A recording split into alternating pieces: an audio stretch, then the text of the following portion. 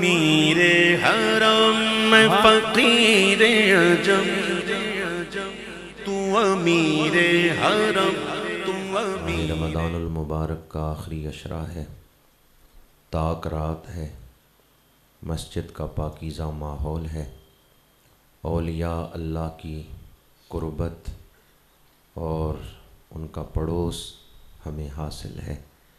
کتنی نسبتیں اس وقت لے کے ہم بیٹھے ہوئے ہیں۔ دعا ہے کہ خالق کائنات اس محفل پاک کو ہم سب کے لیے بخشش اور مغفرت کا باعث بنائے۔ تیسرا عشرہ دوزخ سے آزادی کا عشرہ ہے۔ جو شخص 3 مرتبہ یہ دعا پڑھے، اللہم اجرنی من النار، اے اللہ مجھے دوزخ سے آزادی عطا فرما، تو حدیث پاک ہے کہ دوزخ دعا کرتی ہے یا اللہ اس کو مجھ سے دور رکھ۔ اور جو آدمی 3 دفعہ یہ دعا مانگے یا اللہ مجھے جنت الفردوس عطا فرما، تو جنت دعا کرتی ہے یا اللہ اس کو میرے اندر داخل فرما۔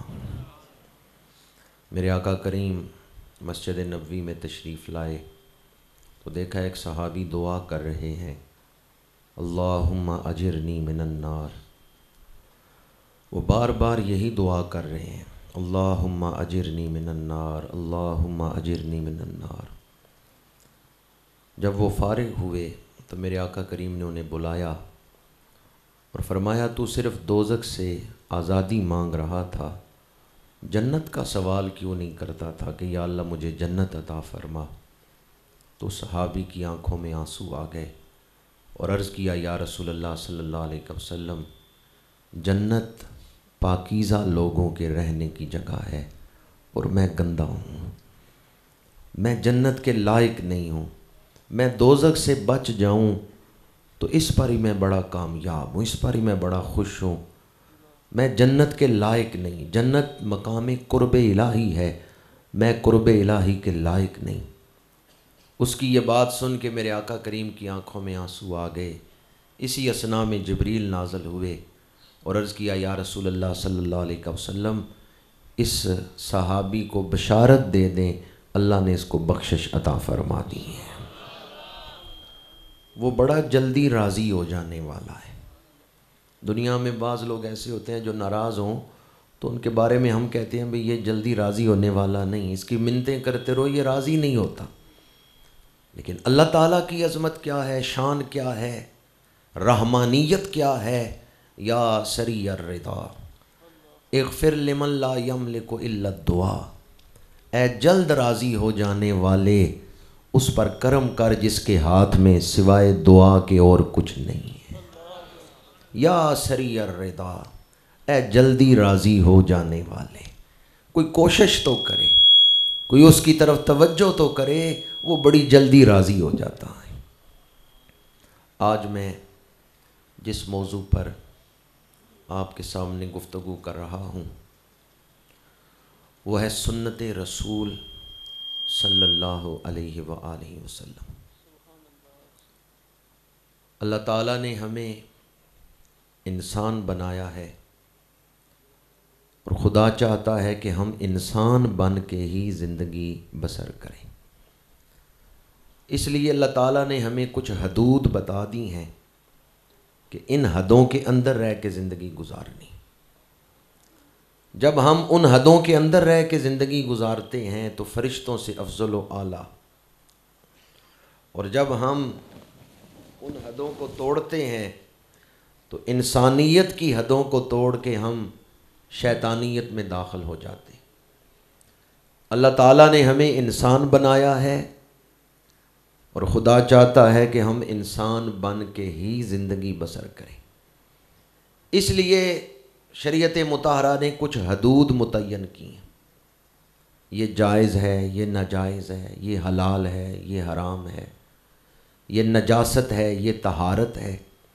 اب جو ان حدوں کا خیال رکھتا ہے وہ فرشتوں سے افضل و اعلیٰ زندگی گزار رہے، جو ان حدوں کو توڑتا ہے وہ انسانیت کی حدیں توڑ کر شیطانیت میں، حیوانیت میں داخل ہو جاتا ہے۔ وہ چوپائے ہیں جو جبلتوں کے محتاج ہوتے ہیں.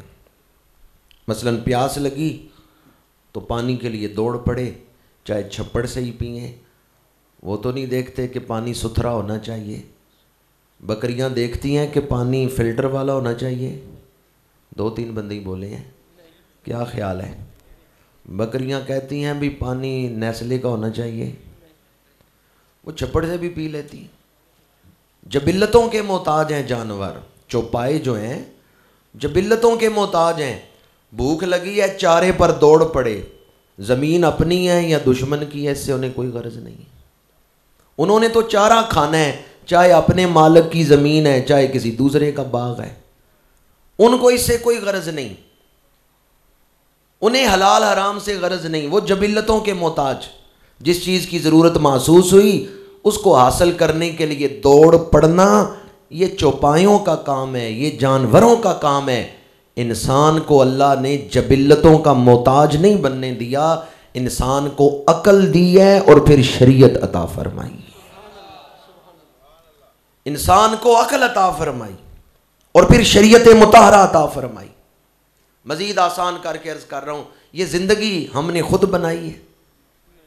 جس نے ہمیں زندگی عطا کی ہے اس سے تو پوچھنا چاہیے، اے زندگی عطا کرنے والے بتا اس زندگی کو کیسے گزارے. تو نے زندگی عطا کی، تو نے اسباب زندگی عطا کیے، تو نے ہمیں خلق کیا، تو ہمارا خالق ہے، پروردگار ہے، زندگی دینے والا تو ہے، اور زندگی گزار کے واپس آنا بھی تیرے پاس ہی ہے.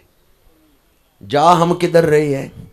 ہر سانس ہمیں اللہ کے قریب کر رہا ہے. واپسی کا سفر ہر سانس ہم واپس جا رہے ہیں. تو زندگی گزار کے آنا تیرے پاس ہی ہے. بتا کس طرح زندگی گزاریں. اللہ کریم نے اپنی چاہت بتانے کے لیے قرآن اتارا ہے.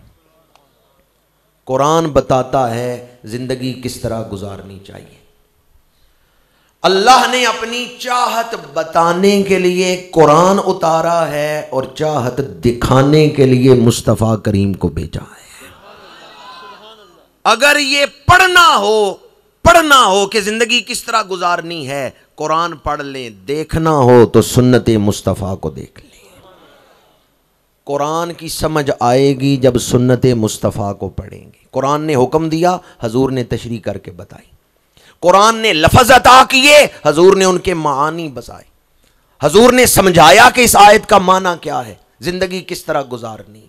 میری تمہید مکمل ہو گئی. جس نے ہمیں دنیا میں بھیجا ہے نا، دنیا میں بھیج کے ہمیں چھوڑ نہیں دیا. بعض بزرگوں کے مکشوفات میں ہے کہ عالم ارواح میں جب اللہ تعالیٰ نے انسان سے فرمایا نا میرے کہنے پہ دنیا پہ چلے جاؤ، روحیں ڈر گئیں. اللہ نے فرمایا میرے حکم پہ دنیا میں چلی جاؤ، میں تمہیں تنہا نہیں چھوڑوں گا، وہاں تمہاری رہنمائی کروں گا. اللہ نے پھر نبی بھیجے ہیں.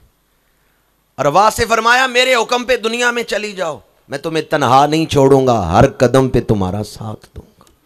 ہم خود ہیں جو اللہ کی مدد کو چھوڑ کے دنیا کے پیچھے بھاگتے ہیں، ورنہ جو کشتی نوح میں بیٹھ جائے اللہ اسے ڈوبنے.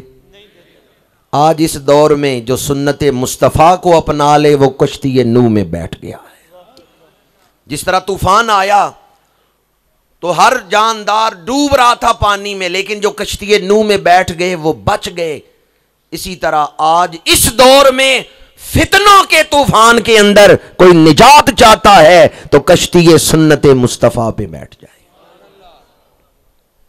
کس کی سنت ہے جس کو اپنانے کی میں دعوت دے رہا ہوں؟ سنت رسول.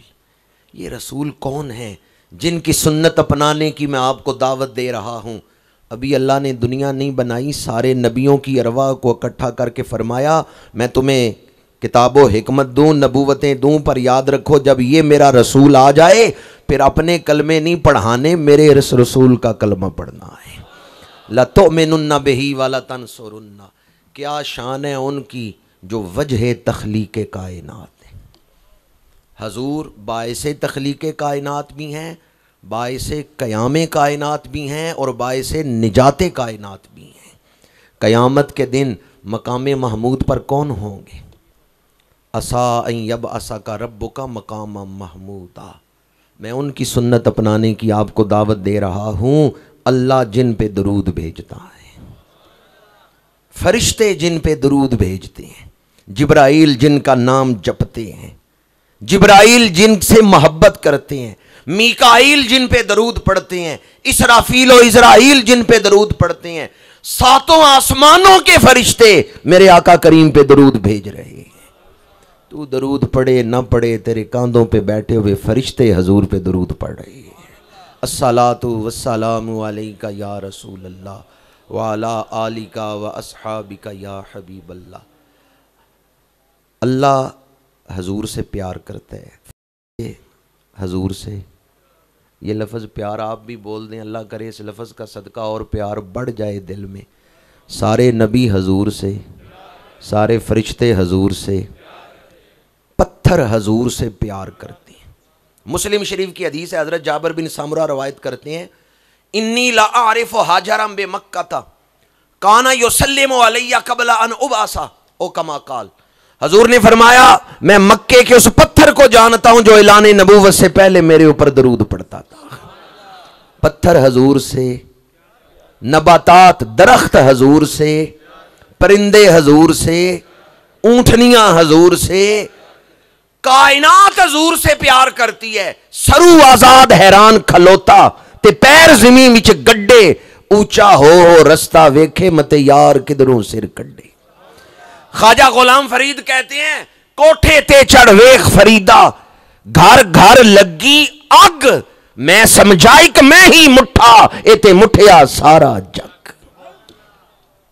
میں جو جملہ آپ تک پہنچانا چاہتا ہوں وہ کیا ہے؟ جن سے سارے پیار کرتے ہیں ان کا طریقہ کتنا پیارا ہوگا، ان کی سنت کتنی پیاری ہوگی، ان کا انداز عمل کتنا پیارا ہوگا۔ حضور اللہ کے محبوب ہیں، حضور کی ہر ہر ادا پیاری ہے۔ حضور فرشتوں کے محبوب ہیں، حضور کی ہر ہر ادا پیاری ہے۔ حضور نبیوں کے محبوب ہیں، حضور کی ہر ہر ادا پیاری ہے۔ جب وہ کائنات کے محبوب ہیں تو کون بتا سکتا ہے ان کی اداؤں میں حسن کتنا ہے، ان کی اداؤں میں کس قدر دل ربائی ہے۔ سنت رسول کی عظمت کے حوالے سے اس سے بڑھ کے میں کوئی جملہ نہیں عرض کر سکتا کہ حضور کے طریقے سے خوبصورت زندگی گزارنے کا طریقہ ہو ہی نہیں سکتا۔ کسی کو اختلاف ہے تو ذرا جرت تو کرے اختلاف کرنے کی، صحیح کہا ہے میں نے یا نہیں؟ حضور کی سنت سے خوبصورت کوئی طریقہ ہو ہی نہیں سکتا زندگی گزارنے کا۔ زندگی گزارنے کا جو سب سے خوبصورت طریقہ ہے وہ اللہ نے ہمیں حضور کے ذریعے عطا فرما دیا ہے۔ لَقَدْ كَانَ لَكُمْ فِي رَسُولِ اللَّهِ أُسْوَةٌ حَسَنَةٌ۔ وہ کتنا خوبصورت طریقہ ہے جسے خدا فرماتا ہے خوبصورت نمونہ ہے تمہارے لیے رسول اللہ کی زندگی میں۔ میرے آقا کریم نے ارشاد فرمایا جس نے میری سنت کو اپنایا اس نے میرے ساتھ محبت کی، اور جس نے میرے ساتھ محبت کی وہ قیامت کے دن میرے ساتھ ہوگا۔ یہ ہے حضور کی سنت کی شان۔ حضور نے فرمایا جس نے میری سنت کو اپنایا اس نے میرے ساتھ محبت کی، اور جس نے میرے ساتھ محبت کی وہ قیامت کے دن میرے ساتھ ہوگا۔ المرء مع من احب۔ دوسری حدیث مبارکہ حضور نے فرمایا جس نے فتنوں کے دور میں میری سنت کو زندہ کیا اسے 100 شہیدوں کا ثواب عطا کیا جائے گا۔ ایک شہادت کا درجہ مل جائے نا، ایک رتبہ مل جائے ایک شہید ہونے کا، تو وہ بڑا شرف ہے، بڑا اعزاز ہے، چاہے جائے کہ 100 شہیدوں کا ثواب۔ حضور نے فرمایا جو میری سنت کو اپنائے فتنوں کے دور میں اللہ اسے 100 شہیدوں کا ثواب عطا فرماتا ہے۔ ایک شعر اکثر آپ سنتے ہوں گے، پریا اسی دا جانیے جس دا توڑ چڑھے۔ تو سنت کے موضوع پر گفتگو کرتے ہوئے ایک فضیلت آپ کو سنا رہا ہوں جسے علامہ ابن عابدین شامی رحمۃ اللہ تعالیٰ علیہ نے نقل فرمایا ہے، وَمِن مَنَافِعِهِ تذکیر الشہادت عند الموت رزقنا اللہ تعالیٰ بمنہ و بفضلہ۔ جو آدمی وضو سے پہلے مسواک کرے مرتے دم اس کی زبان پہ کلمہ جاری ہو جاتا ہے۔ تو حضور کی سنت اپنانے کا فائدہ یہ ہے، سنت کی برکت سے مرتے دم زبان پہ کلمہ جاری ہو جاتا ہے۔ جو آدمی 1 منٹ میں جواب دے دینا 1000 روپیہ اس کو انعام دوں گا۔ 5 نمازوں میں موقدہ سنتیں کتنی ہیں جی؟ قال رسول اللہ صلی اللہ علیہ وآلہ وسلم من صابر علی 12 رکعۃ فی یوم بن اللہ لہ بیتا فی الجنہ۔ میرے آقا کریم نے فرمایا جس نے 5 نمازوں میں شب و روز 12 رکعتیں موقدہ پڑھی، اللہ اسے جنت میں محل عطا فرما دے گا۔ یہ جو موقدہ سنتیں آپ پڑھتے ہیں نا، فجر کی کتنی ہیں، ظہر کی کتنی ہیں؟ 6 ہیں، 4 پہلے ہیں 2 بعد میں ہیں، تو کتنی ہو گئیں؟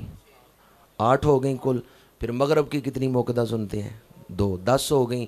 عشاء میں کتنی موقدہ سنتے ہیں جو فرضوں کے بعد ہیں؟ 2، کل کتنی ہو گئیں؟ 12۔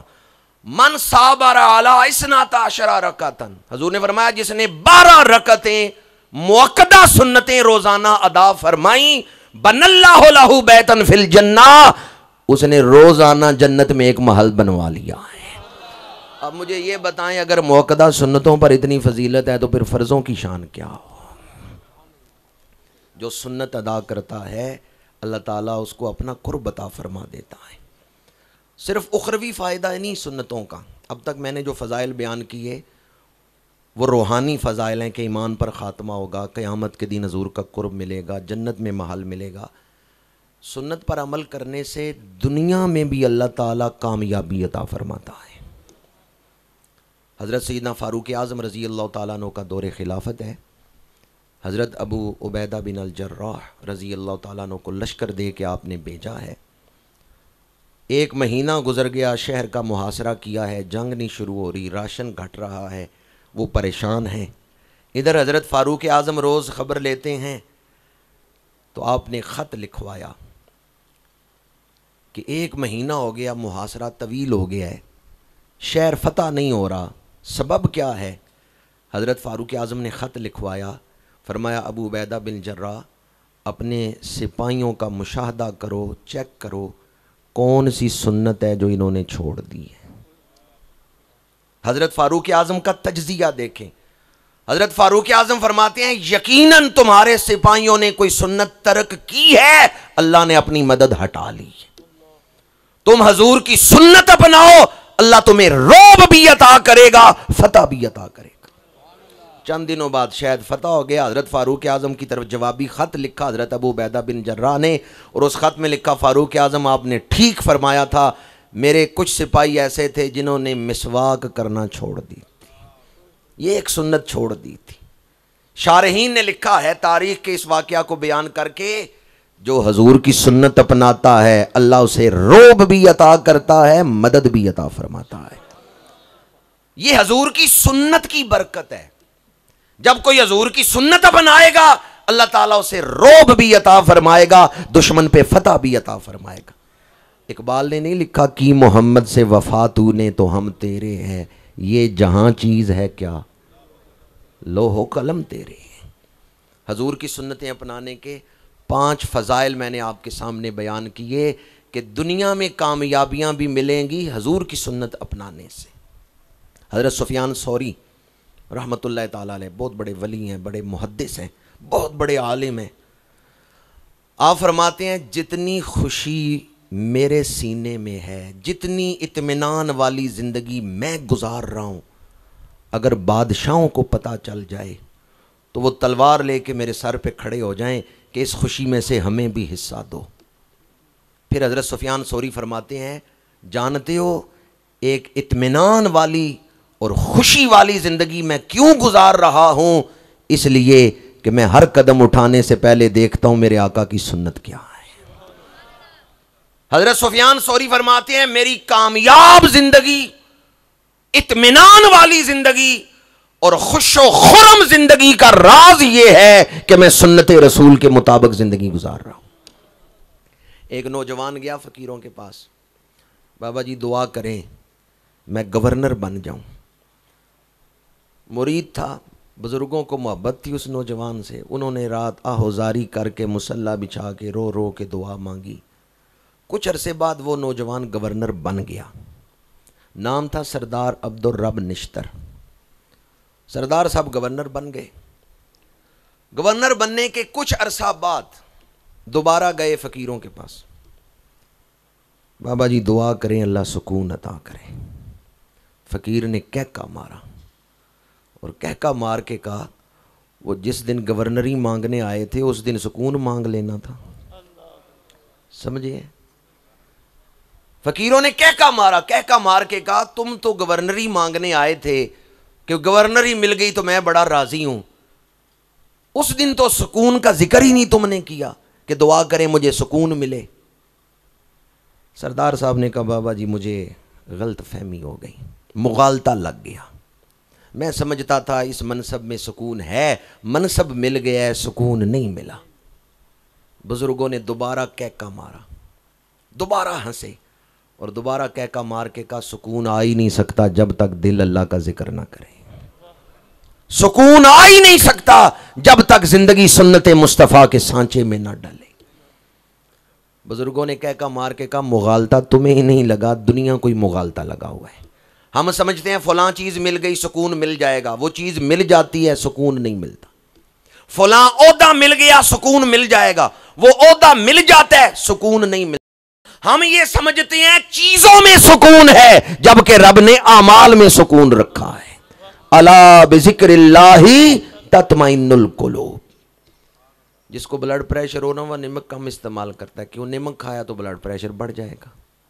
شوگر ہو چینی کم استعمال کرتے ہیں، کیوں؟ چینی کھائی شوگر بڑھ جائے گا، بلڈ پریشر بڑھتا ہے نمک سے، شوگر بڑھتا ہے چینی سے، مرض بڑھتے ہیں مختلف چیزیں کھانے سے۔ مجھے بتائیں یہ چینی میں اثر کس نے رکھا ہے؟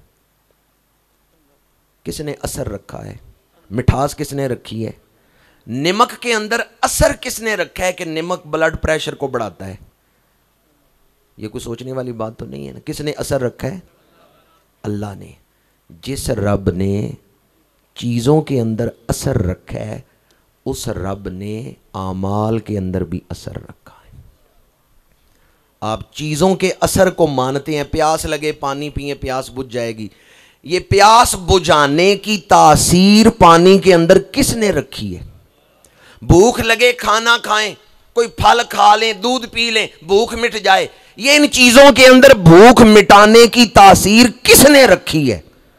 جس رب نے چیزوں کے اندر تاثیر رکھی ہے اس نے نماز کے اندر بھی تاثیر رکھی ہے، اس نے تلاوت قرآن کے اندر بھی تاثیر رکھی ہے، اس نے آنکھوں کی حیا کے اندر بھی تاثیر رکھی ہے۔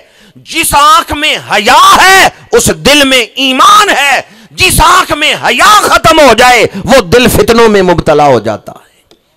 جس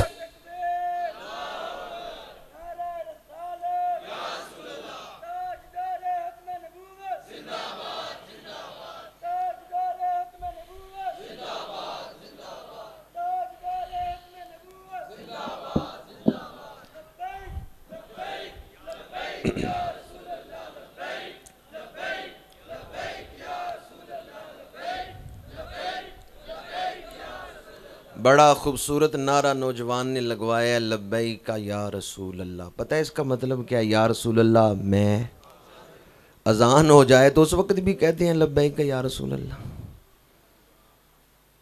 یہ لبیک یا رسول اللہ ختم نبوت کے لیے کہنا بڑا ضروری ہے، بہت ضروری ہے۔ ہماری جانیں حاضر ہیں، حضور کی عزت اور شان تو بہت بلند ہے، حضور کے غلاموں کے لیے بھی ہماری جانیں حاضر ہیں، پر حضور حکم دیں اٹھو نماز پڑھو اس وقت آپ کو لبیک یاد ہی نہ رہے۔ جی یہ لبیک جب موبائل چلائیں اس وقت بھی یاد رکھیں، نظر گمراہ نہ ہو، اس وقت بھی کہیں لبیک یا رسول اللہ۔ ماں باپ بلائیں نرمی سے جواب دیں، کیوں؟ حضور نے کہا ماں باپ کے ساتھ ادب کر پیش آؤ۔ لبیک یا رسول اللہ کا مطلب کیا؟ یا رسول اللہ آپ کے حکم پر ایک حکم پہ حاضر ہوں یا ہر حکم پہ حاضر ہوں؟ اگر آپ حضور کے دشمنوں کے ساتھ لڑتے ہوئے تو حاضر ہوں، لیکن حضور کی شریعت پر عمل کرتے ہوئے حاضر نہ ہو، پھر آپ نے کہا ہم اپنی مرضی سے حاضر ہوں گے، آپ کی مرضی سے نہیں۔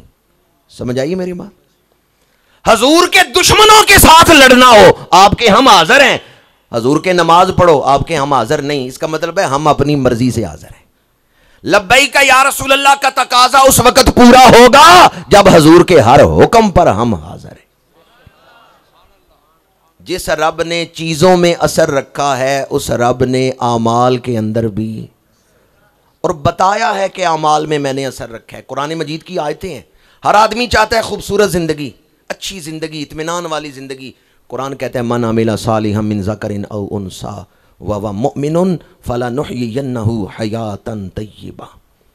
علماء سے پوچھیں لام تاکید نون سکیلا، اللہ نے وعدہ کیا ہے ضرور بالضرور تمہیں اچھی زندگی عطا کروں گا۔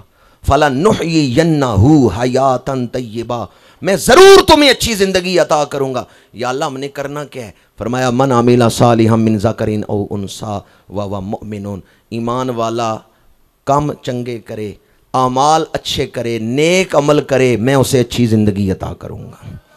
پتہ چلتا ہے اعمال کا زندگی کے ساتھ بڑا گہرا تعلق ہے۔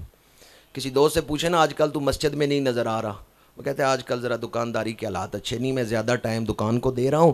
جب حالات اچھے ہوں گے نا، معاشی حالات اچھے ہوں گے تو انشاءاللہ نماز بھی پڑھوں گا، مسجد میں بھی آؤں گا۔ ہماری سوچ یہ ہے پہلے حالات ٹھیک کرو بعد میں نماز پڑھو۔ قرآن کہتا ہے تم اعمال ٹھیک کرو اللہ تمہارے حالات ٹھیک کر دے گا۔ یہ فرق ہے ہماری سوچ میں اور قرآن کی فکر میں۔ ہم کہتے ہیں پہلے اپنے حالات ٹھیک کرو بعد میں دین پر عمل کریں گے۔ قرآن کہتا ہے تم دین پہ عمل کرو اللہ تمہارے حالات ٹھیک کر دے گا۔ جب ٹانگا چلاتے ہیں تو آگے کیا ہوتا ہے؟ گھوڑا آگے ہوتا ہے یا ٹانگا آگے ہوتا ہے؟ ترتیب جو بنتی ہے وہی بنانی چاہیے۔ قرآن نے کہا ہے تم اعمال اچھے کرو اللہ تمہاری زندگی کو خوبصورت بنا دے گا۔ حضرت سفیان ثوری رحمۃ اللہ تعالیٰ علیہ فرماتے ہیں کہ میری زندگی میں بڑا اطمینان ہے، اس کا سبب کیا ہے کہ میں اپنی زندگی سنت رسول کے مطابق گزار رہا ہوں۔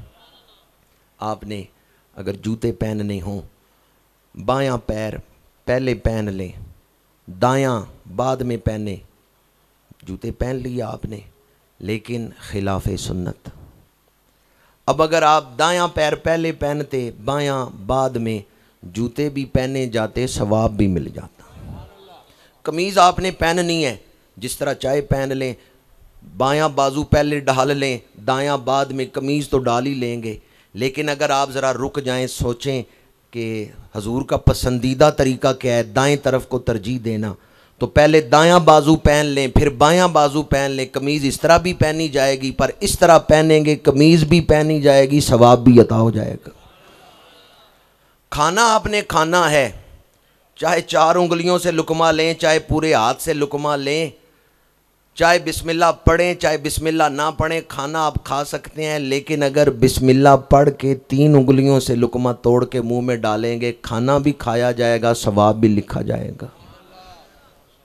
پانی آپ نے پینا ہے چاہے کھڑے ہو کے پئیں چاہے بیٹھ کے پئیں، بسم اللہ پڑھ کے پئیں بسم اللہ پڑھے بغیر پئیں، پانی آپ پی سکتے ہیں۔ لیکن اگر بیٹھ کے بسم اللہ پڑھ کے 3 سانسوں میں پئیں گے پانی بھی پیا جائے گا ثواب بھی لکھا جائے گا۔ اسلام ترک دنیا کا حکم نہیں دیتا، ہاں اسلام دنیا کو دین کے رنگ میں رنگنے کا حکم دیتا ہے۔ کھانا کافر بھی کھاتا ہے، کھانا مسلمان بھی کھاتا ہے، پر کافر بسم اللہ نہیں پڑھتے۔ مومن کیا کرتا ہے؟ بسم اللہ پڑھ کے کھانے کو بھی ثواب کا ذریعہ بنا لیتا ہے۔ اب جو جملہ عرض کر رہا ہوں اگر غور کریں گے تو سنت پر عمل کرنے کا جذبہ پیدا ہو جائے گا۔ احد کے میدان میں میرے آقا کریم کے دندان مبارک شہید ہوئے، ہونٹ مبارک پھٹے، یہ حضور نے دکھ کس کے لیے برداشت کیے؟ تاکہ اللہ کا دین ہم تک پہنچے۔ طائف کے بازار میں حضور نے پتھر برداشت کیے کس کے لیے؟ اللہ کا دین ہم تک پہنچے۔ جب آپ کوئی عمل کرنے لگیں تو یہ ضرور سوچیں کہ میں پتھر کھانے والے محبوب کی سنت پر عمل کر رہا ہوں یا پتھر مارنے والے کافروں کی سنت پہ عمل کر رہا ہوں۔ وہ جنہوں نے پتھر مارے وہ کھانا کھانے سے پہلے بسم اللہ پڑھتے تھے؟ وہ جنہوں نے پتھر پھینکے حضور کی طرف وہ پانی پینے سے پہلے بسم اللہ پڑھتے تھے؟ نہیں۔ جب آپ حضور کی سنت کو چھوڑتے ہیں تو پھر آپ پتھر مارنے والوں کی سنت پہ عمل کر رہے ہیں۔ جس محبوب نے پتھر برداشت کیے ہم تک اللہ کا دین پہنچانے کے لیے، اس محبوب کی سنت کو چھوڑ کے آپ پتھر مارنے والوں کی تہذیب کو زندہ کر رہے ہیں. آپ اپنا وزن اس تہذیب میں ڈال رہے ہیں جنہوں نے محبوب کریم کو پتھر مارے, جنہوں نے اللہ کے دین کو مٹانا چاہا اور دبانا چاہا. آئیں آج ارادہ کرتے ہیں گزشتہ زندگی جو غفلت میں گزری وہ گزر گئی, آئندہ زندگی ہم سنت رسول کے مطابق گزاریں گے. میں نے چند سنتیں آپ کے سامنے بیان کی ہیں. ناخن آپ نے کاٹنے ہیں, جس طرح مرضی ہے کاٹ لیں, یہاں سے شروع کر لیں یا بائیں ہاتھ سے شروع کر لیں, ناخن کٹ سکتے ہیں.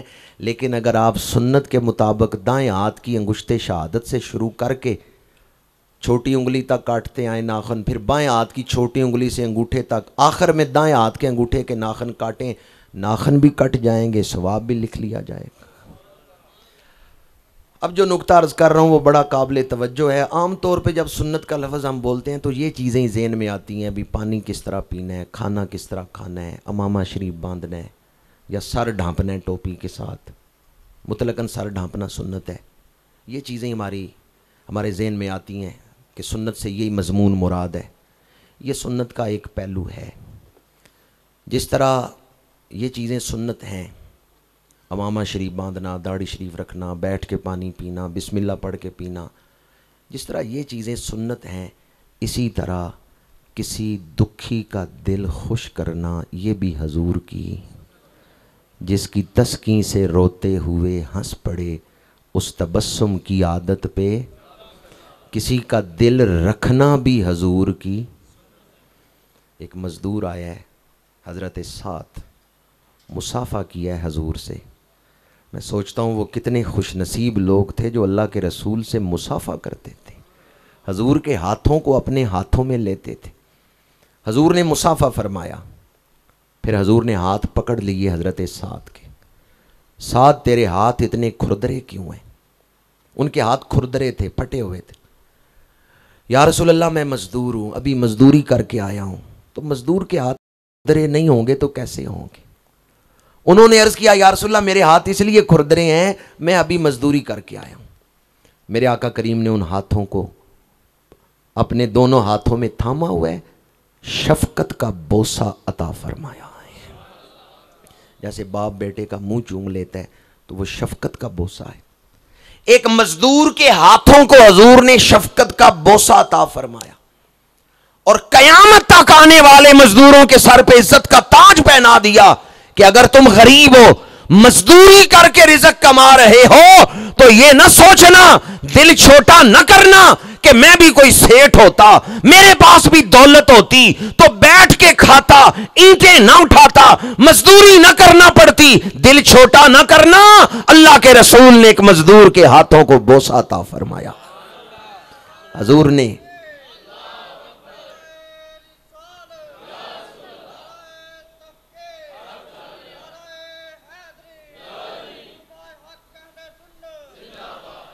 دل رکھنا بھی حضور کی سنت ہے. جس کی تسکین سے روتے ہوئے ہنس پڑے اس تبسم کی عادت پہ. ہم تو سوچتے ہیں نا اگلے کا دل توڑنا کس طرح, اگلے کو زچ کیسے کرنا ہے, اگلے کو شرمندہ کیسے کرنا ہے. ہم دوسرے کو شرمندہ کرنا اپنا فرض سمجھتے ہیں, ضروری سمجھتے ہیں. درندگی اس وقت انسان کے اوپر غالب ہوتی ہے جب وہ دوسرے کو شرمندہ کر کے خوش ہوتا ہے. میرے آقا کریم دوسروں کا دل رکھتے ہیں. بندہ کالا بھی ہو, غریب بھی ہو, کوئی محبت کرے گا؟ کالا بھی ہو اور غریب بھی ہو. برطانیہ میں ہیلی فیکس میں میلاد شریف کا جلوس جہاں اختتام پذیر ہوا, وہاں جلسہ تھا. تو تلاوت کے بعد انہوں نے نعت کے لیے ایک نو مسلم کو بلایا جو کہ افریقی تھا, حبشی تھا, کالا تھا. اس کو نعت کے لیے بلایا. تھوڑا عرصہ ہوا تھا اس نے کلمہ پڑھا تھا. اب اس نے جو نعت پڑھی انگریزی زبان میں, اس کا ترجمہ میں آپ کو سنا رہا ہوں. وہ کہتا ہے میں کالا بھی تھا اور میں غلام بھی تھا. دنیا میں غلامی کا رواج تھا. لوگ غلاموں کو جانوروں کی طرح سمجھتے تھے کہ گھر میں گائے رکھی ہوئی ہے, بھینس رکھی ہوئی ہے, گھر میں غلام بھی رکھا ہوا ہے. جو سلوک وہ جانوروں سے کرتے وہی سلوک اپنے غلاموں کے ساتھ بھی کرتے. میں کالا بھی تھا, میں غریب بھی تھا, میں غلام بھی تھا. تو میں یہ سمجھتا تھا کہ شاید میں انسان ہی نہیں ہوں. میرے ساتھ جو سلوک میرے مالک کرتے تھے, میں یہ سمجھتا تھا کہ میں بھی چوپایوں کی طرح چوپایا ہوں. پھر اللہ کا محبوب آیا, اس نے غلاموں کے سر پہ دست شفقت رکھا. اس نے حبشے سے آنے والے غلام بلال کے لیے کہا بلال منا اہل البیت، دنیا والوں سنو، بلال آیا حبشے سے ہے پر بلال میرے اہل بیت میں سے ہے. اب بلال آتے ہیں تو عرب کے سردار فاروق اعظم کھڑے ہو کے بازو پھیلاتے ہیں اور کہتے ہیں مرحبا سیدی بلالا، خوش آمدید میرے آقا بلال آ گئے. دنیا نے کہا فاروق اعظم آپ تو سردار ہیں قریش کے، سرخ و سفید رنگ ہے، اونچا لمبا قد ہے اور بڑا روب والا چہرہ ہے، آواز بڑی ہیبت والی ہے، آپ ایک غلام کے لیے کھڑے ہو گئے، آپ بلال کے لیے کھڑے ہو گئے. حضرت فاروق اعظم نے کہا خاموش ہو جا، تو بلال کی ظاہری سٹیٹس کو دیکھ رہا ہے، میں رسول اللہ کی شفقتوں کو دیکھ رہا ہوں.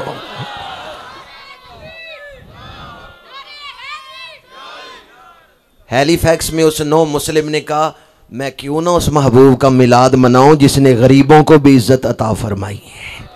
وہ محبوب نہ آتا تو میں سمجھتا میں چوپایا ہی ہوں. اس نے مجھے احساس دلایا میں انسان ہوں. کسی کا دل رکھنا بھی حضور کی، جس کی تسکین سے روتے ہوئے ہنس پڑے، اس تبسم کی عادت پہ لاکھوں سلام. میرے آقا کریم نے رشتوں کو جوڑنے کا درس دیا، گھروں کو مضبوط کیا. آج ہم لوگ مکان بناتے ہیں، گھر نہیں بناتے. مکان بن جاتے ہیں اینٹوں سے، مکان بنتے ہیں سیمنٹ سریے سے، گھر بنتے ہیں ایک دوسرے کا احساس کرنے سے. کیا کرنے سے؟ مقداد رضی اللہ تعالیٰ عنہ صحابی رسول، وہ فرماتے ہیں میرے دو ساتھی اور تھے، ہم تینوں نے کہا چلو مدینہ منورہ اللہ کے محبوب کی بارگاہ میں چلتے ہیں. دن رات سفر کرتے ہوئے مدینہ شریف پہنچے، تھکے ہوئے تھے. یہاں ہمارا کوئی واقف کار نہیں تھا جس کے گھر، رشتہ دار نہیں تھا جس کے گھر رہتے. حضور کی خدمت میں حاضر ہوئے.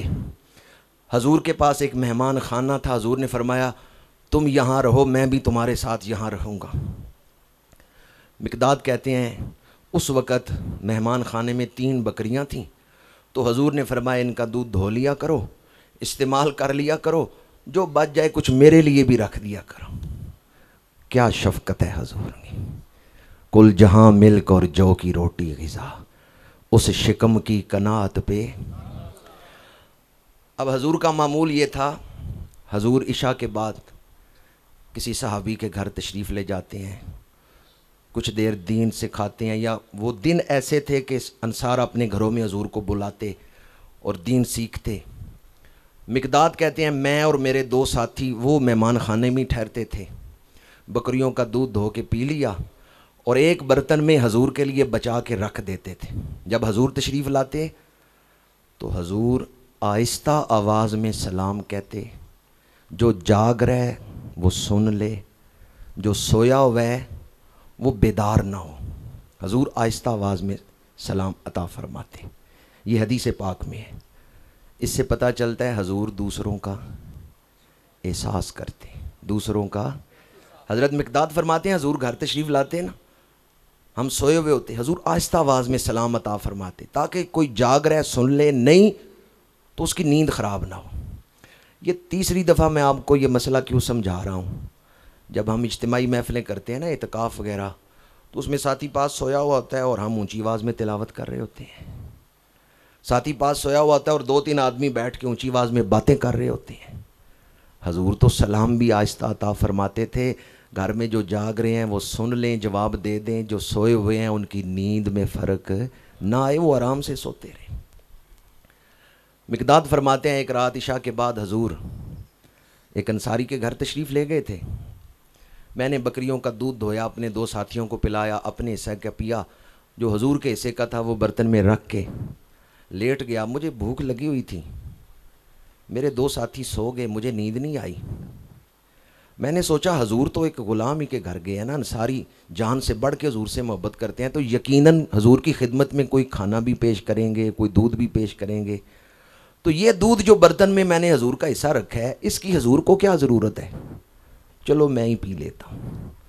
مقداد کہتے ہیں میں اٹھا، میں نے وہ برتن منہ سے لگایا، حضور کے حصے والا دودھ میں نے پی لیا، برتن خالی کر کے رکھ دیا. اب آ کے اپنی جگہ پہ لیٹا. پہلے پھر کوئی چانس تھا نیند آنے کا, اب تو وہ بھی ختم ہو گیا. میں پریشان ہو گیا, حضور کا حصہ میں نے پی لیا, اب حضور آئیں گے, برتن دیکھیں گے, برتن خالی ہے.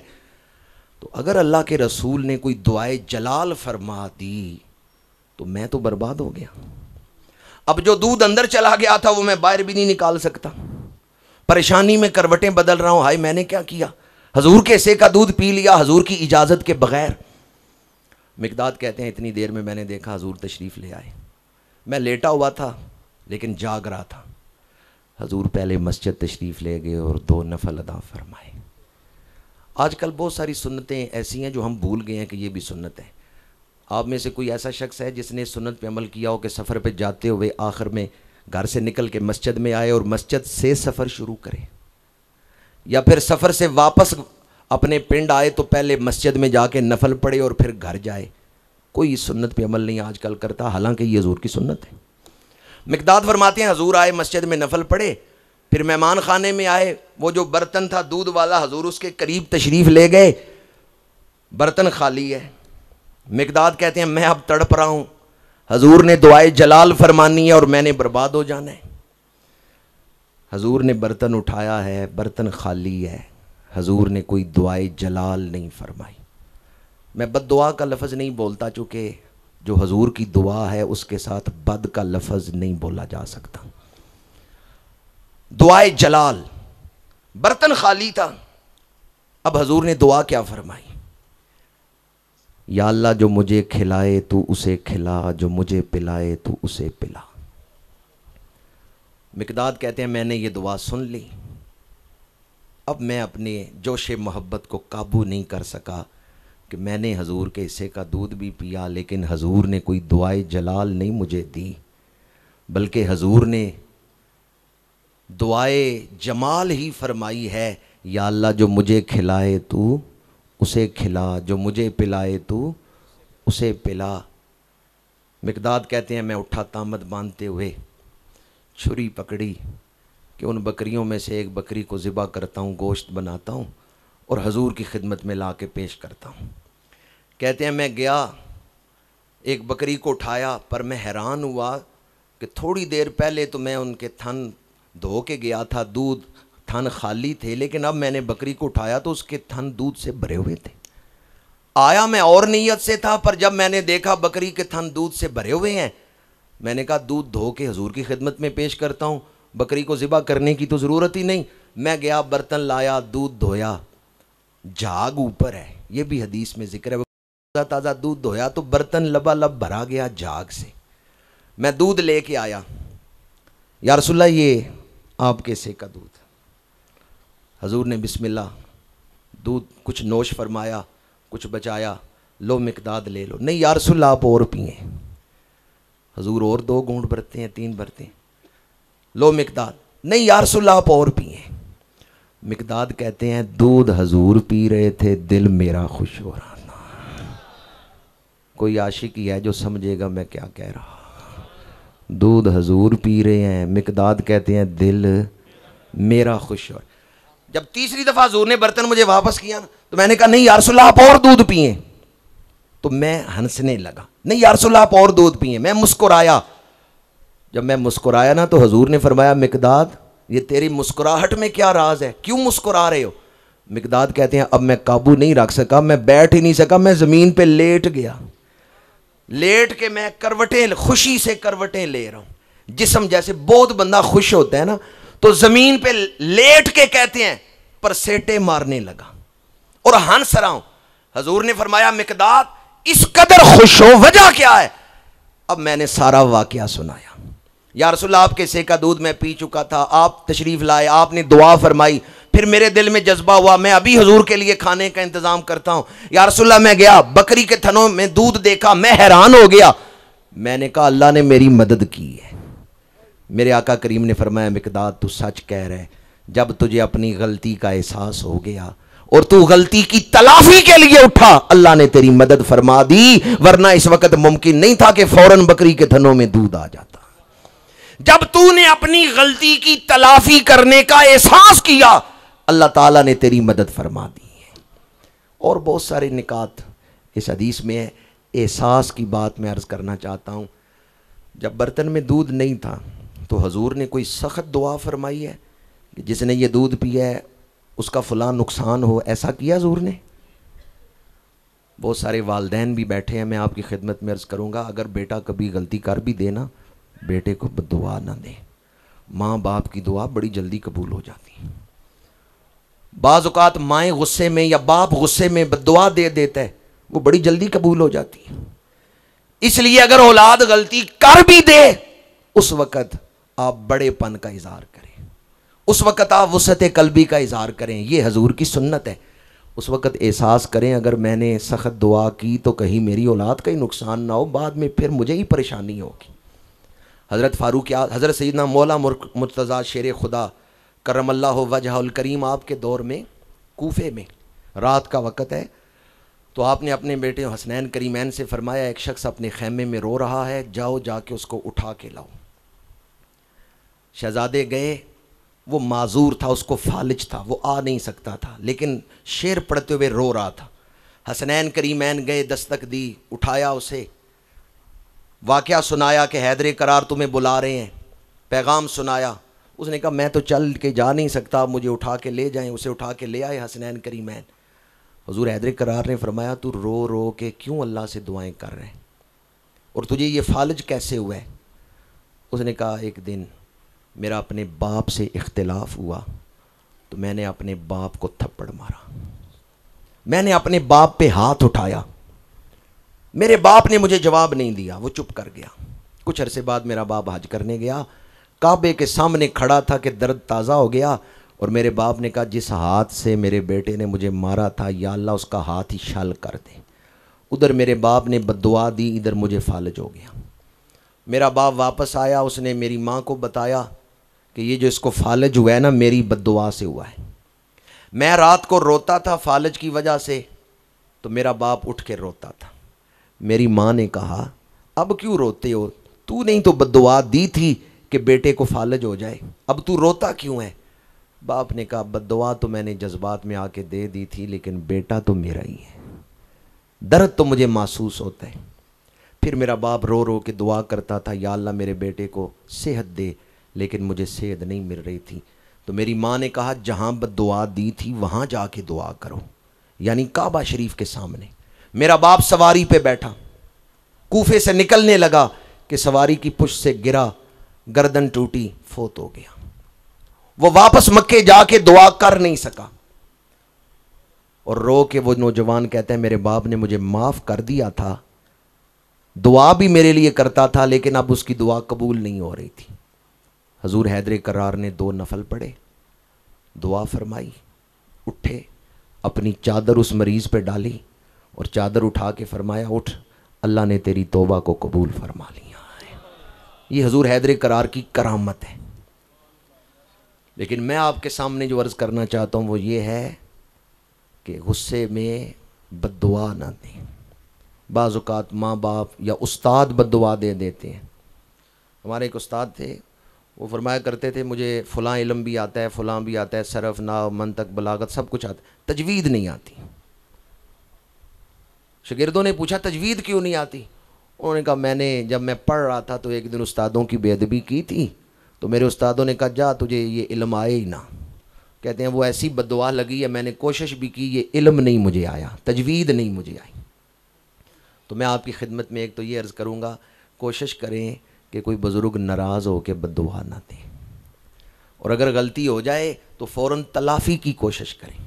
اور بزرگوں کو بھی یہ چاہیے، والدین کو، استادوں کو، کہ معاف کر دیں. میرے آقا کریم کی سنت کیا ہے؟ معاف کرنا. میرے آقا کریم کی سنت معاف کرنا ہے. حضور نے جس دن معاف کیا نا اہل مکہ کو، قرآن کہتے ہیں وَرَأَيْتَ النَّاسَ يَدْخُلُونَ فِي دِينِ اللَّهِ أَفْوَاجًا، پھر وہ گروہ در گروہ اسلام میں داخل ہو رہے ہیں. احساس، دوسروں کا دل خوش کرنا، یہ میرے آقا کریم کی سنت مبارکہ ہے. جس کی تسکین سے روتے ہوئے ہنس پڑے، اس تبسم کی عادت پہ. جہاں اپنے والدین کا دل خوش کرنا، اپنے ماتحتوں کے حقوق کا خیال رکھنا، یہ حضور کے ارشادات ہیں، حضور کی تعلیمات ہے. وہیں اپنے بہن بھائیوں کے ساتھ اس نے سلوک. یہ حضور کی سنت مبارکہ ہے. بی بی شیمہ آئی ہیں, ایک جنگ جیت کے حضور بیٹھے ہیں, اور عرض کیا گیا کہ قیدیوں میں ایک عورت ہے جو کہتی ہے میں حضور کی بہن ہوں. میرے آقا کریم نے فرمایا اس نے نام کیا بتایا ہے؟ یا رسول اللہ وہ کہتی ہے میرا نام شیمہ ہے. حضور نے فرمایا وہ تو میری ردائی بہن ہے. بی بی شیمہ آئی ہیں ملاقات کے لیے حضور کی خدمت میں, تو میرے آقا کریم نے اپنی چادر بچھا دی ہے ان کے بیٹھنے کے لیے. میں بڑی کوشش کروں اس چادر کے ایک دھاگے کی شان نہیں بیان کر سکتا. صحابہ سے پوچھیں اس چادر کی شان کیا ہے. بی بی شیمہ حضور کو دیکھتی جا رہی ہیں, روتی جا رہی ہیں, اور بچپن کے واقعات سنا رہی ہیں. یا رسول اللہ میں ان بازوؤں پہ اٹھا کے آپ کو لوریاں دیتی تھی. بازو سے کپڑا ہٹایا, یا رسول اللہ ایک دن آپ نے 2 دانت مس کیے تھے, دیکھیں آج بھی ان دانتوں کا نشان موجود ہے. شیمہ بچپن کے واقعات دہرا رہی. میرے آقا کریم نے فرمایا بہن میں تمہیں آزاد کرتا ہوں. وہ قیدیوں میں تھیں. فرمایا میں تمہیں آزاد کرتا ہوں, تمہارے قبیلے کے سارے قیدیوں کو آزاد کرتا ہوں, اتنے اونٹ اتنی بکریاں تمہیں تحفے میں دیتا ہوں. بہن دروازے سے اٹھ کے گئی ہیں تو راضی ہو کے گئی. جب آپ کے گھروں میں بہن آ جائے تو یہ نہ دیکھیں بہن نے میرے ساتھ کیا سلوک کیا ہے, یہ دیکھیں میں نے کیا سلوک کرنا ہے. حضور کی سنت مطہرہ کیا ہے؟ بہن دروازے سے جائے تو راضی ہو کے جائے. ہمارے ہاں سگے بھائی آپس میں لڑ رہے ہیں, کیوں؟ اس نے میرے ساتھ اچھا سلوک نہیں کیا, اس نے مجھے تانا دی ہے, تو پھر جواب میں ہم اس کے ساتھ تانے والا رویہ اختیار کرتے ہیں.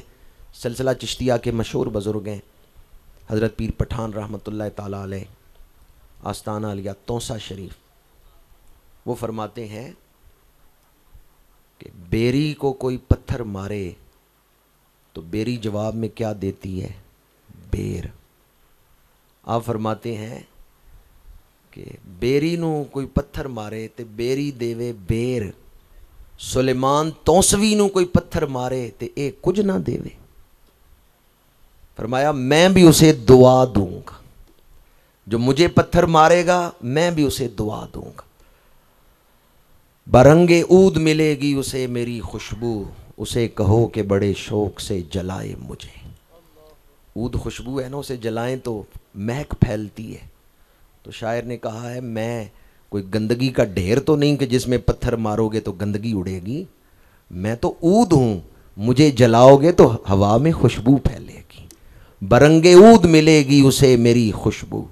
آج ہمارے ہاں جو عدم رویہ ہے اس کی وجہ سے گھر بھی برباد ہو رہے ہیں, خاندان بھی برباد ہو رہے ہیں. تو برداشت کرنا, معاف کرنا, دوسروں کا احساس کرنا, یہ بھی حضور کی سنت ہے. قرآن مجید کی تلاوت کرنا یہ بھی حضور کی سنت ہے. دینی علوم کو پھیلانا یہ بھی حضور کی سنت. یہاں اس آستانہ عالیہ پر آستانہ عالیہ کے ساتھ دینی درسگاہ بھی ہے. اللہ آپ سب کو مدینہ منورہ کی حاضری نصیب فرمائے. حضور کے روضہ پاک کے ساتھ چبوترا ہے جسے صفہ کا چبوترا کہتے ہیں.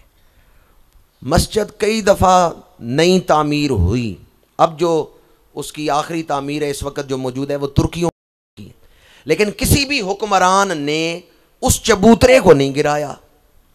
وہ صفہ کا چبوترا وہ آج بھی اس بات کی یادگار ہے کہ میرے آقا کریم قرآن بیٹھ کے پڑھایا کرتے تھے. یہ مدارس قائم کرنا, دین پڑھانا, یہ بھی حضور کی سنت ہے. اگر آپ مدرسے کے ساتھ محبت کرتے ہیں, کسی ایک طالب علم کا خرچ اپنے ذمے لے لیتے ہیں, تو یہ بھی آپ حضور کی سنت ہی ادا کر رہے ہیں.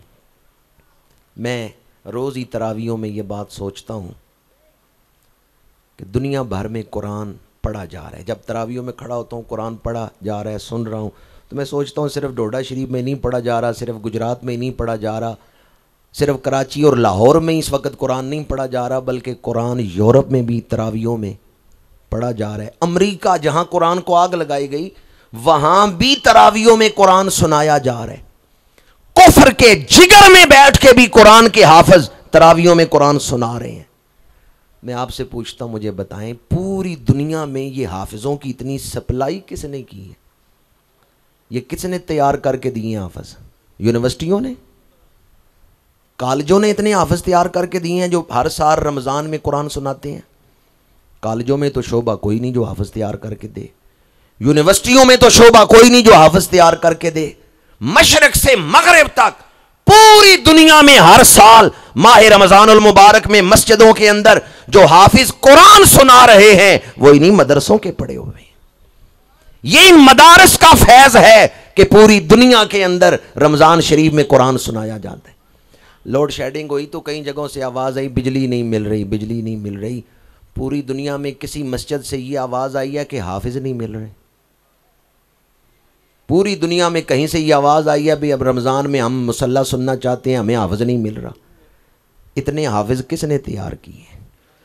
میں ان مدارس کا انتظام کرنے والوں کو اور مدارس سے محبت کرنے والوں کو سلام کرتا ہوں جنہوں نے رسول اللہ کے مصلی پہ گرد نہیں پڑنے دی، جنہوں نے ایسے لوگ تیار کیے ہیں جو روزانہ صبح اٹھ کے جب ہم غفلت میں سوئے ہوئے ہوتے ہیں وہ اٹھ کے فجر کی اذان پڑھتے ہیں، حضور کے مصلی کو جھاڑ کے بچھاتے ہیں۔ مسجدیں آباد ہیں، ان مدارس کا فیض ہے۔ ان مساجد کو آباد کرنے کے لیے جن لوگوں کی ضرورت ہے وہ کون تیار کر رہے ہیں؟ وہ مدارس تیار کر رہے ہیں۔ الحمدللہ آپ ایک ایسے مرکز پہ بیٹھے ہوئے ہیں جہاں فقر کی تعلیم بھی ہے، طریقت بھی ہے، اور جہاں دین کی ظاہری تعلیم بھی ہے۔ قرآن مجید کی ایک آیت مبارکہ جس پر آج گفتگو کو سمیٹ رہا ہوں، انا انذرناکم عذابا قریبا یوم ینظر المرء ما قدمت یداہ ویقول الکافر یا لیتنی کنت ترابا۔ اللہ کریم نے فرمایا ہم تمہیں اس عذاب سے ڈراتے ہیں جو عذاب قریب ہے، دور نہیں ہے۔ یوم ینظر المرء ما قدمت یداہ، جو اس کے ہاتھوں نے آگے بھیجا ہے وہ اس کو دیکھ لے گا۔ وَيَقُولُ الْكَافِرُ يَا لَيْتَنِي كُنْتُ تُرَابًا، اور کافر کہے گا اے کاش میں مٹی ہوتا، کافر کہے گا اے کاش میں تراب ہوتا، مٹی ہوتا۔ آج حساب کے لیے کھڑا نہ کیا جاتا۔ مشہور تفسیر یہی ہے کہ کافر کہیں گے کاش ہم مٹی میں مٹی ہو جاتے، اٹھائے نہ جاتے۔ لیکن ایک تفسیر جس کو مخدوم اشرف جہانگیر سمنانی رحمۃ اللہ تعالیٰ علیہ نے لطائف اشرفی میں بیان کی ہے، وہ فرماتے ہیں تراب ایک کافر کا نام ہے۔ وہ کافر تھا بنی اسرائیل میں، بنی اسرائیل کی کتاب تورات کا ایک طالب علم لکھ رہا تھا۔ وہ بلندی پہ چبوترے پہ بیٹھا ہوا تھا، اس کے ہاتھ سے قلم نیچے گرا، توراب گزر رہا تھا۔ اس طالب علم نے توراب سے کہا مجھے قلم پکڑا دو۔ توراب نے نیچے سے قلم اٹھا کے اس طالب علم کے ہاتھ میں پکڑا دی۔ قیامت کے دن یہ قلم پکڑانے والا جو توراب ہے نا، یہ جنتیوں میں کھڑا ہوگا۔ تو دوسرے کافر کہیں گے بھئی یہ بھی کافر تھا، ہم بھی کافر ہیں، یہ جنتیوں میں کیوں کھڑا ہے؟ اس وقت فرشتے بتائیں گے اس نے مرنے سے پہلے کلمہ پڑھ لیا تھا، یہ مومن ہو گیا تھا، اس کا خاتمہ ایمان پہ ہوا تھا۔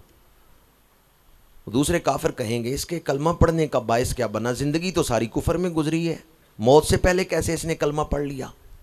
اس وقت راز کھلے گا اس نے تورات کے ایک طالب علم کی مدد کی تھی کہ قلم اٹھا کے اس کو پکڑائی تھی، اس وجہ سے اس کا خاتمہ ایمان پر ہوا ہے۔ اب میں آپ سے پوچھتا ہوں جو تورات کے طالب علم کی مدد کرے اس کا خاتمہ تو ایمان پر ہو جائے، تو جو قرآن پڑھنے والے کی مدد کرے؟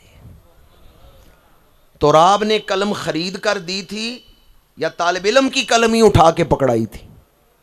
ماشاءاللہ آپ غور سے سن رہے ہیں، اس نے طالب علم کی قلم ہی اٹھا کے پکڑائی۔ طالب علم کی اس چھوٹی سی خدمت کو بھی اللہ ضائع نہیں کرتا۔ اس ادارے میں جو طلباء ہیں وہ القاسم ٹرسٹ کے مہمان نہیں ہیں۔ آستانہ علیہ ڈھوڈا شریف پر جو طلباء پڑھتے ہیں یا جو طالبات جو ہماری بچیاں پڑھ رہی ہیں وہ القاسم ٹرسٹ کی مہمان نہیں ہیں، وہ رسول اللہ کی مہمان ہیں۔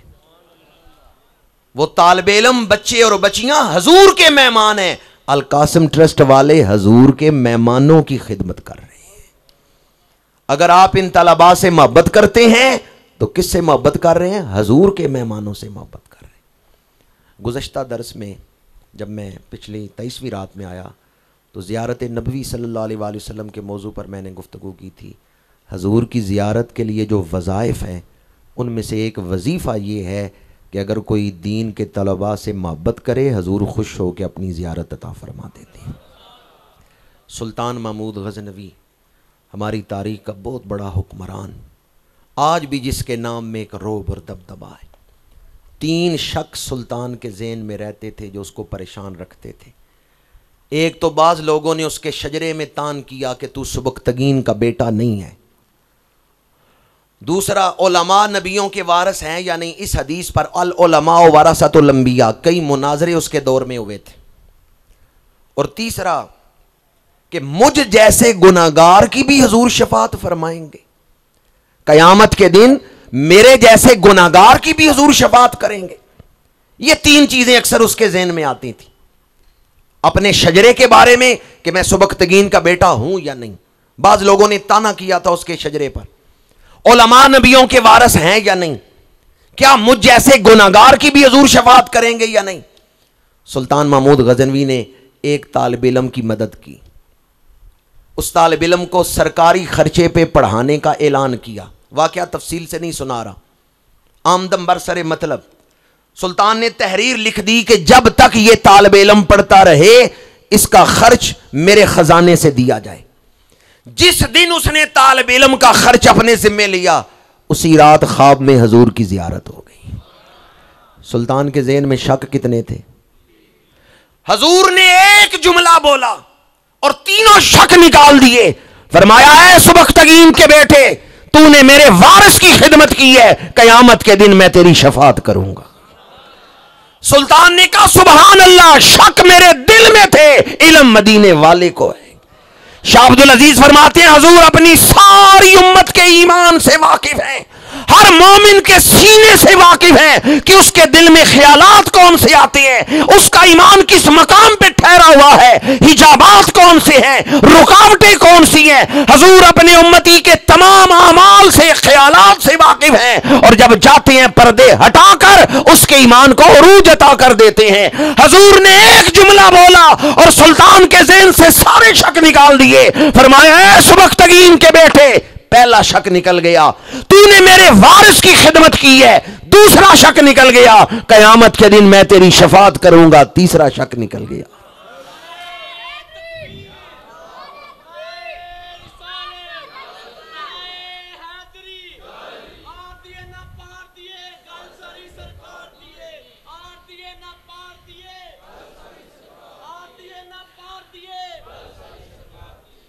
میں نے آج سنت رسول صلی اللہ علیہ وآلہ وسلم کو موضوع بناتے ہوئے 3 باتیں آپ کے سامنے عرض کی ہیں۔ سنت کی عظمت و اہمیت، اس کی برکات، سنت کے پہلو کہ کون کون سے پہلو سنت ہیں۔ ایک تو شخصی زندگی، کھانا کس طرح ہے، بیٹھنا کس طرح ہے، سونا کس طرح ہے، اور دوسرا معاشرتی تعلقات۔ آپ حضور کی سنتیں صرف مسجد میں آ کے پوری نہ کریں بلکہ بازار میں بھی پوری کریں۔ تجارت بھی حضور کی سنت ہے، اس وقت بھی حضور کی تعلیمات کو سامنے رکھیں۔ اور تیسرا پہلو علم کو پھیلانا، یہ بھی حضور کی سنت ہے۔ اگر علم آج صحیح معنوں میں امت مسلمہ تک پہنچے تو مستقبل امت مسلمہ کا ہے، لیکن آج ہم علم کی اتنی خدمت نہیں کر رہے، علم کے شعبے میں ہم بہت پیچھے، اس کی طرف ہمارا دھیان نہیں ہے۔ میں آپ کی خدمت میں اتنا ہی عرض کروں گا، قرآن مجید نے فرمایا قرآن پڑھنا حضور کی سنت ہے۔ لقد من اللہ علی المؤمنین اذ بعث فیہم رسولا من انفسہم یتلو علیہم آیاتہ، یتلو علیہم آیاتہ، حضور قرآن تلاوت فرماتے ہیں۔ تو قرآن مجید تلاوت کرنا، قرآن سکھانا، قرآن کے معانی سمجھانا، یہ بھی حضور کی سنت ہے۔ اللہ تعالی ہم سب کو حضور کی سنتوں پر عمل کرنے کی توفیق عطا فرمائے، حضور کی سنتوں کو زندہ کرنے کی توفیق عطا فرمائے۔ جو یہ چاہتا ہے کہ وہ کشتی نوح میں سوار ہو جائے، وہ حضور کی سنت کو اپنا لے۔ جو حضور کی سنت کو اپنا لیتا ہے وہ ایک محفوظ قلعے میں آ گیا ہے۔ ہمارے ہاں اولیاء کرام خانقاہی زندگی میں ہمارے جو مشائخ ہیں، ان کے مشہور اقوال میں سے ہے کہ ایک سنت پہ عمل کرنا 1000 کرامتوں سے افضل ہے۔